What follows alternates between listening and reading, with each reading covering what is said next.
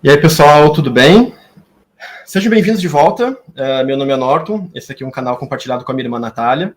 E eu queria falar então um pouquinho sobre as leituras que eu li, não foram muitas, mas falar um pouquinho. O primeiro então livro que eu li, Os Buddenbrook, que foi o primeiro livro que eu li. Não foi o primeiro Thomas Mann que eu li, foi o segundo, eu tinha lido Morte em Veneza.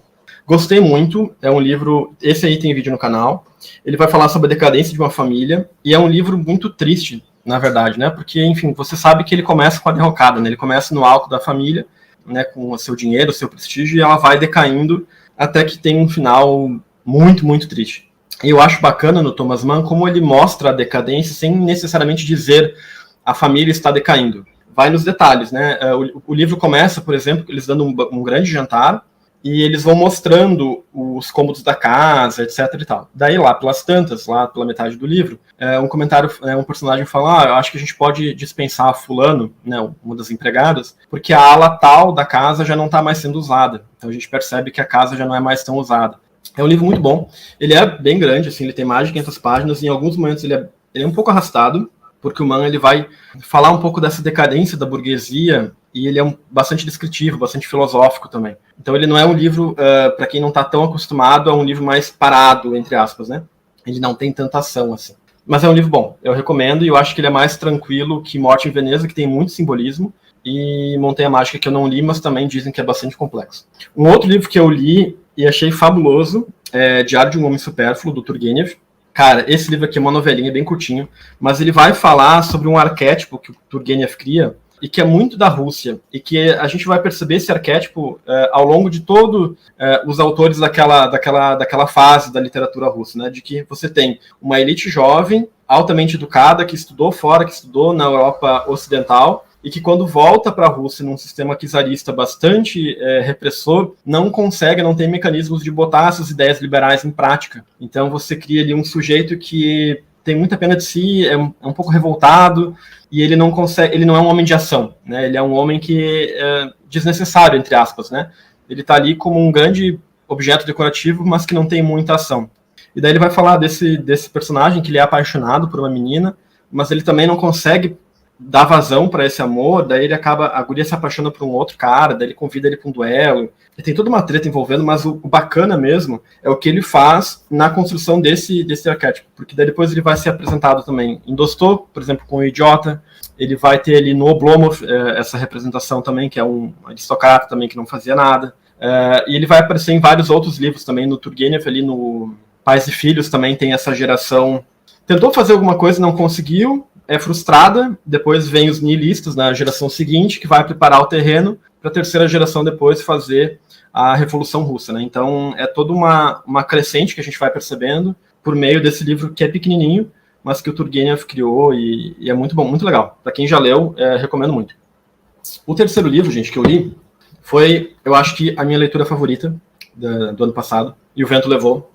Eu literalmente chorei lendo esse livro, dei gargalhadas também, mas é um livro muito triste. E é um livro muito pesado também. Eu comecei ele odiando a personagem, porque ela só pensa em bailes, ela só pensa no boy que ela quer ficar no churrasco, ela não suporta outras amigas bonitas terem a atenção dos homens solteiros da região, e ela vai tratar, a partir disso, desse contexto do sul-americano, num contexto de escravidão, o início da guerra civil que eles tiveram entre o sul e o norte, né, o norte industrializado, e com mão de obra assalariada, e o sul monocultor escravista.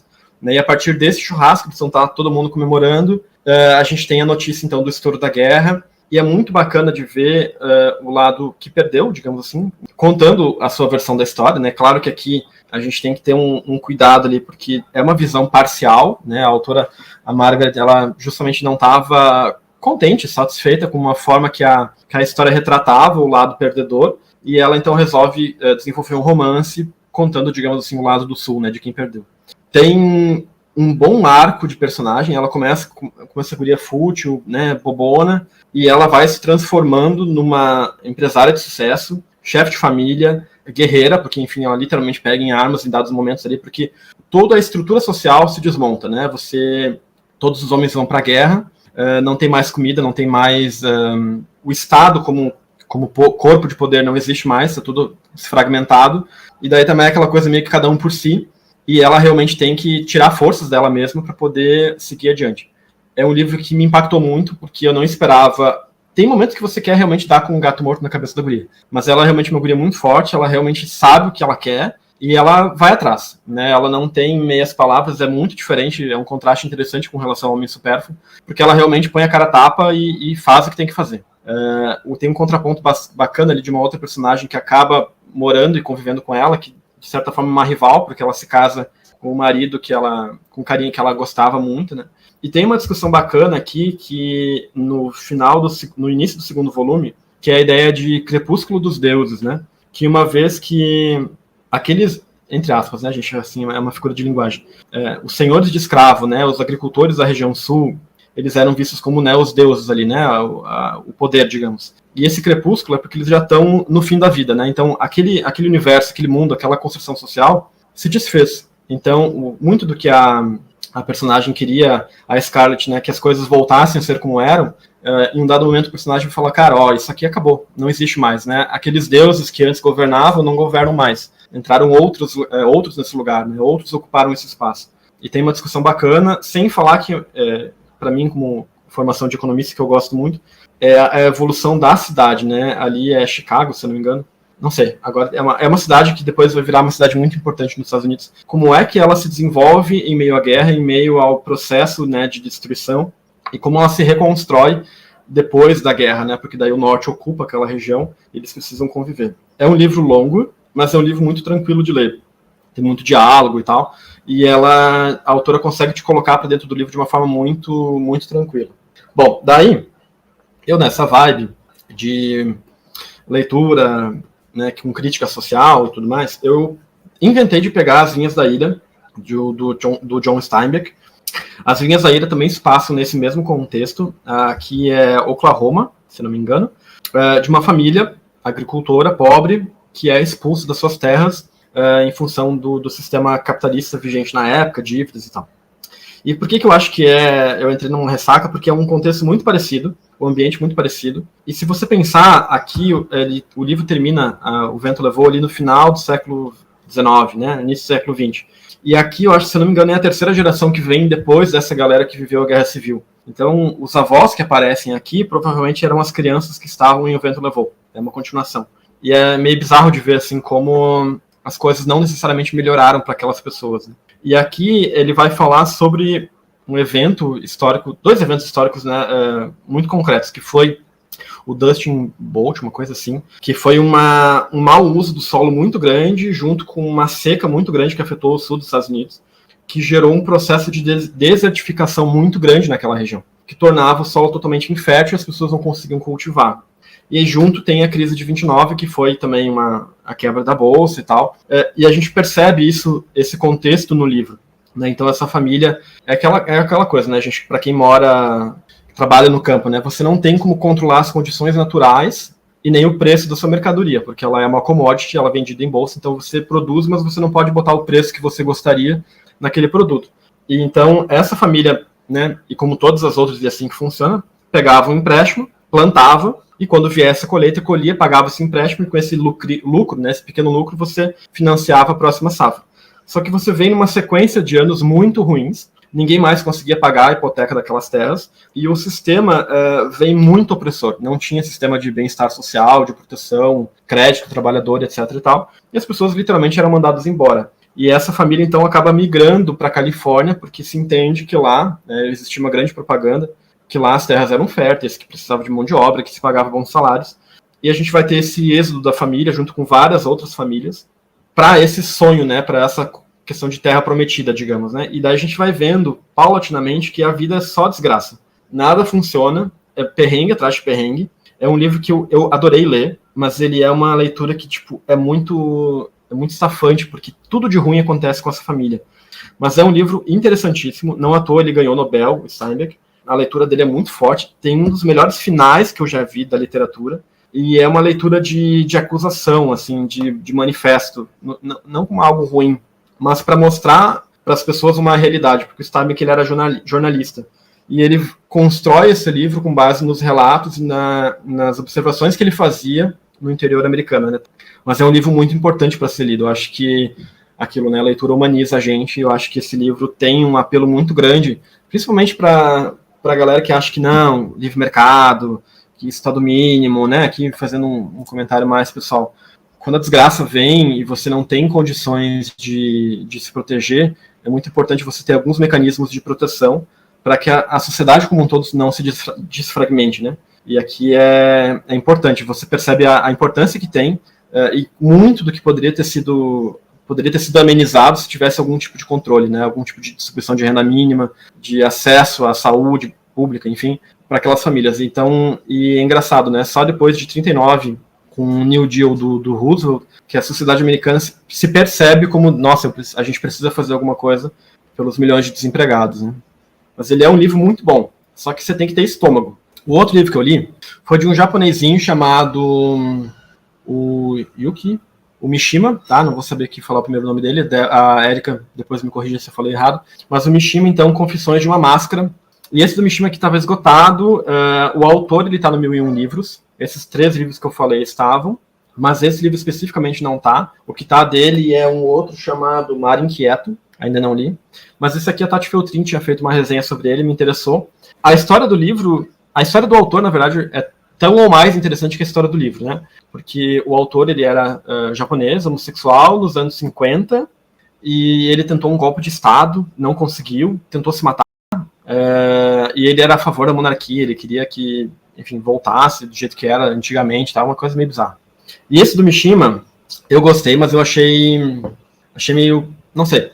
Todos os livros de autor japonês que eu li tem final em aberto, isso é uma coisa que me irrita bastante. Mas o que a gente vai ter aqui é um menino que ele é meio que um romance de formação, ele começa ali pelos seus 10, 11 anos, que vai se descobrindo homossexual, e ele vai mostrando como ele precisa criar máscaras para poder viver e conviver em diferentes espaços sociais. Então ele vai ter um jeito de ser e falar e agir, Bruno, seu chato, um jeito de ser e falar e agir na escola, ou em casa, no emprego.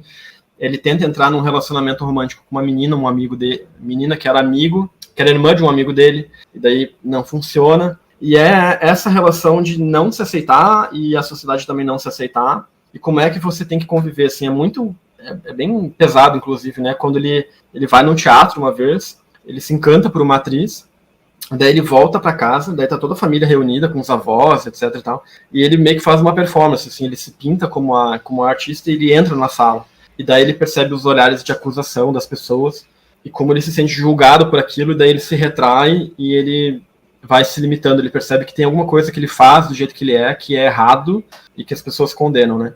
Achei muito bom. Mas ele é também um livro com um final em aberto, e ele vai contar esse contexto do Japão pós-guerra, que é bacana de ver. É uma leitura que eu recomendo, mas assim, não sei, talvez eu não estivesse muito na vibe, mas é um livro bacana. Bom, o outro livro que eu li foi A Descoberta, da Currywurst. É um prato típico na Alemanha, que é uma salsicha com molho curry, né, que você come, é comida de rua. Cara, por que eu li esse livro? Ele tá no 1001 livros, ele é um autor, o Vitin, é um autor muito contemporâneo, muito prestigiado na Alemanha, e ele vai falar sobre a Alemanha pós-guerra, né? E eu gosto muito de literatura alemã, e é um autor que eu não conhecia, e é um livro mais contemporâneo, não vai falar, né, como Thomas Mann, lá do passado. E aqui ele vai literalmente contar a história desse prato típico, né? Que na verdade a salsicha de fato é uma matéria-prima bastante alemã, mas o curry é um tempero indiano, não tem muita. Como é que isso surgiu? E a história, basicamente, desse livro é um jornalista que ele vai visitar a mãe e sempre come numa barraquinha lá de uma senhora esse prato típico lá. Até que tem um dia que ela não tá mais lá, ele vai atrás dela, e ela sempre dizia que ela que tinha inventado esse prato. Ela arrogava para si essa questão, não, eu que inventei esse prato que se popularizou na Alemanha. E daí ela tá num asilo, e ele pede para ela contar a história de como é que ela conseguiu essa receita. E daí, como toda pessoa mais de idade, ela vai contar todo um arco, porque ela quer muito a atenção, e ela vai contar toda a história da vida dela até ela chegar no fatídico dia que ela inventou a receita. E daí que tem uma abordagem da questão da guerra que eu acho assaz interessante, que ela vai contar como é que era a vida de um cidadão comum, não era nas linhas, né, na trincheira Primeira Guerra, né, mas assim, não era na frente de batalha, não era com soldado, tiro, porrada e bomba, era uma vida dos civis, como é que eles viviam, né, longe do campo de batalha, mas ainda num contexto de guerra. Ela vai contar, por exemplo, que o maior problema não era necessariamente a polícia ou o exército, eram seus vizinhos que ficavam cuidando da sua vida, né? Então, ela, em um dado momento, ela vai se apaixonar por um soldado desertor que estava passando pela cidade, ele foge do pelotão, e ela o abriga e eles começam um relacionamento romântico. E daí o medo dela é que ela morava no último piso de um prédio e as pessoas embaixo pudessem ouvi-lo, né, o cara caminhando enquanto ela estava trabalhando.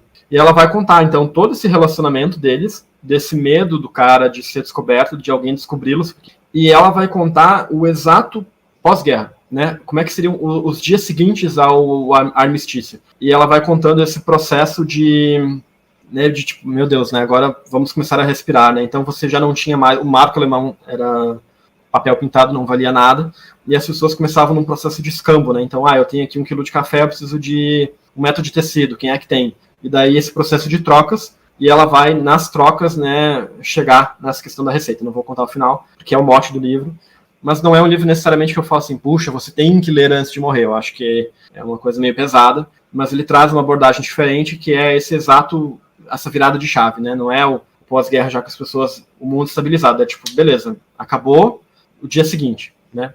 Mas é uma leitura um livro que, se você tem em casa, recomendo a leitura. Bom, daí eu entrei numa fase meio filosófica, né? Falei, nossa, preciso, para entender melhor aqui os meandros do psique do personagem, vou ler coisa de filosofia. Daí comprei um monte de coisa de filosofia, mas aí um livro que se salvou dessa leva, Mal-Estar na Civilização, do Freud. Cara, muito bom. Eu não achei um livro difícil no seu linguajar, mas ele é um livro que eu marquei muito, né? Todo parágrafo ele tem um grande insight, assim. Então, ele é um livro que você vai marcar muito ao longo da leitura.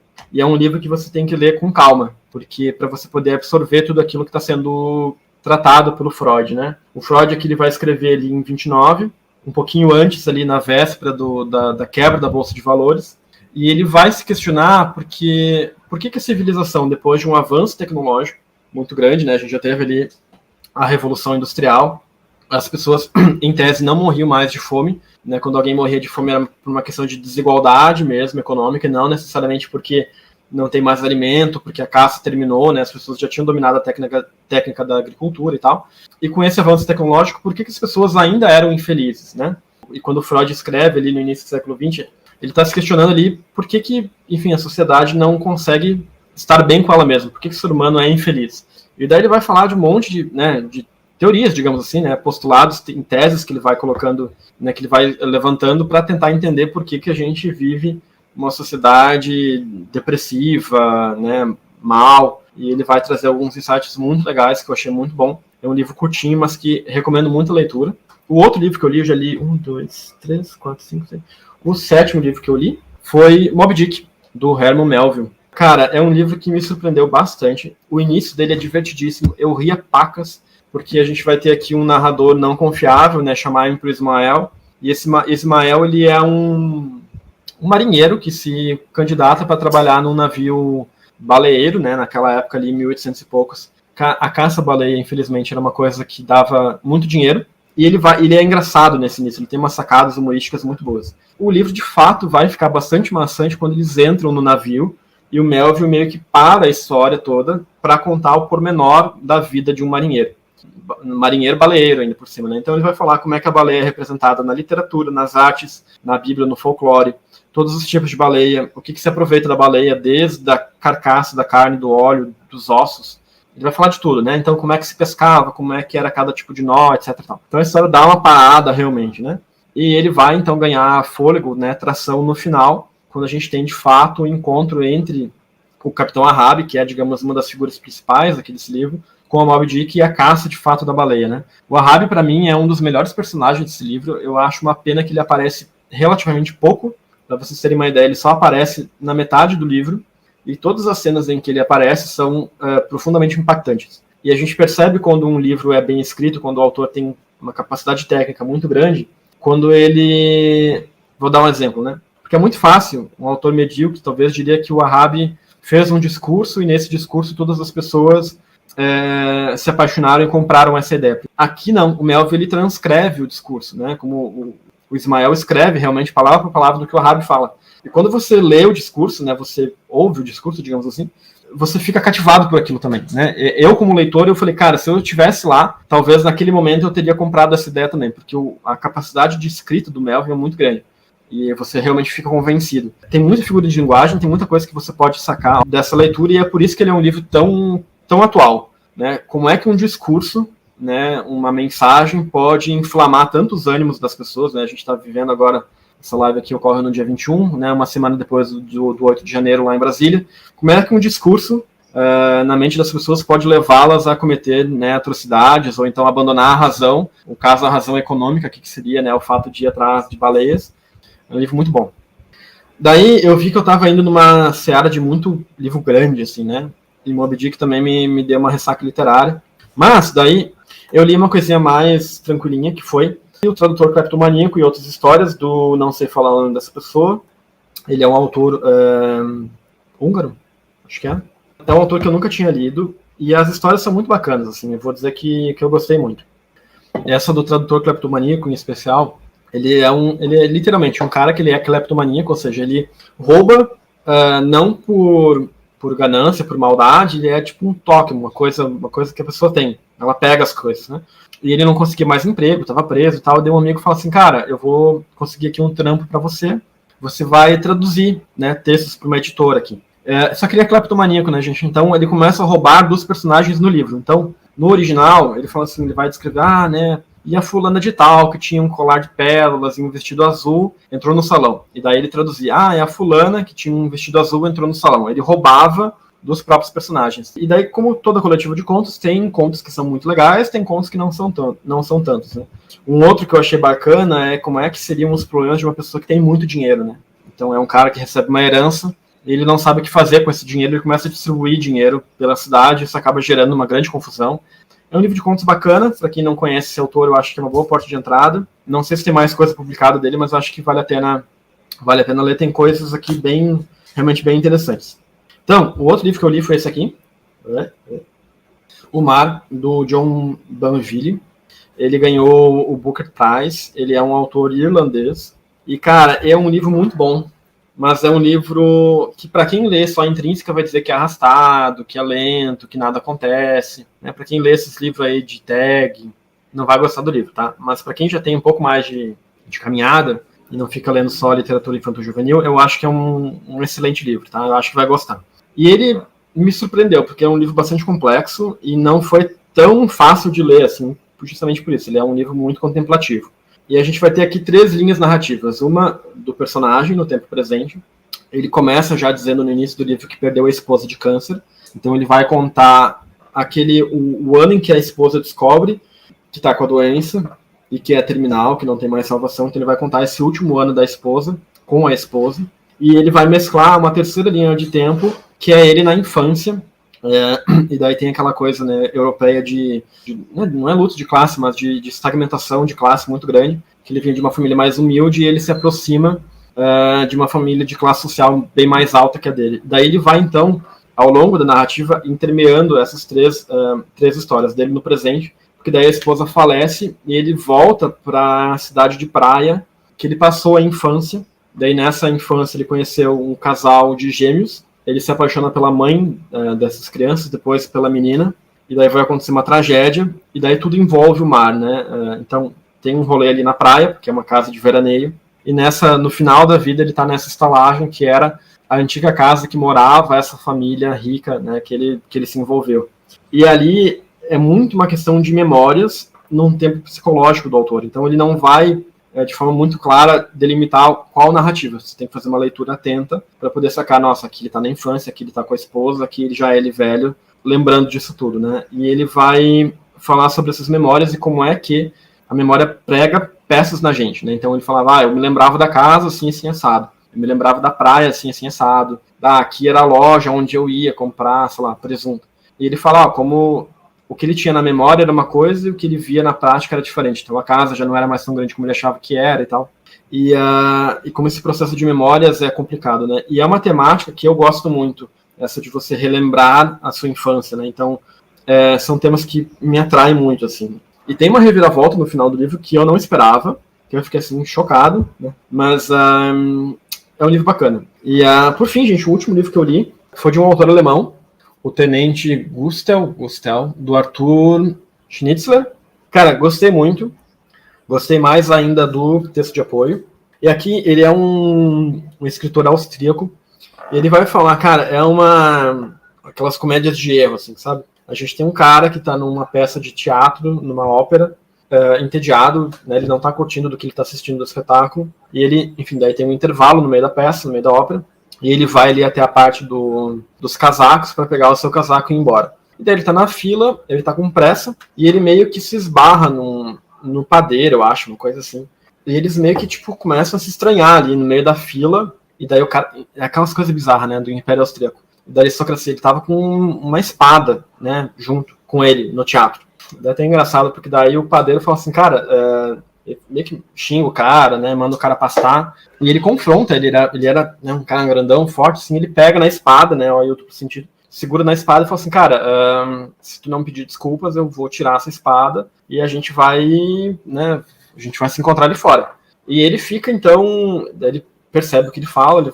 Assim, o certo seria, pela honra, ele, então, aceitar o duelo, ir lá pra fora e lavar a honra dele, né? Mas ele meio que se acovarda, ele sai correndo de lá.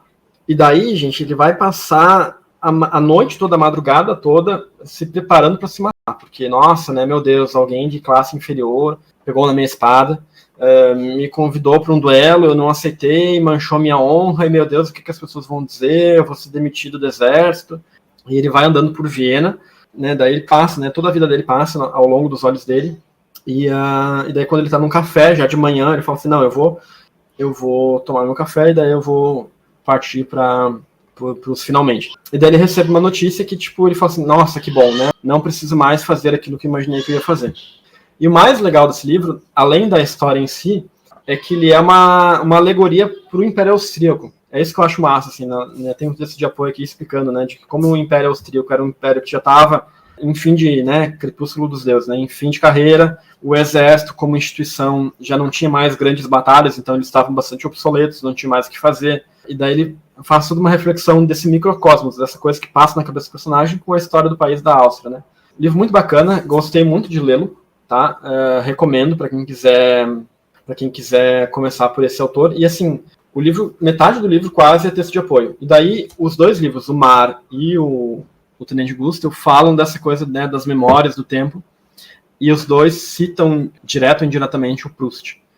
E daí eu falei, cara, eu preciso ler esse livro, então estou lendo, Em Busca do Tempo Perdido. É um calhamaço, mas enfim, né, vamos lendo aos poucos.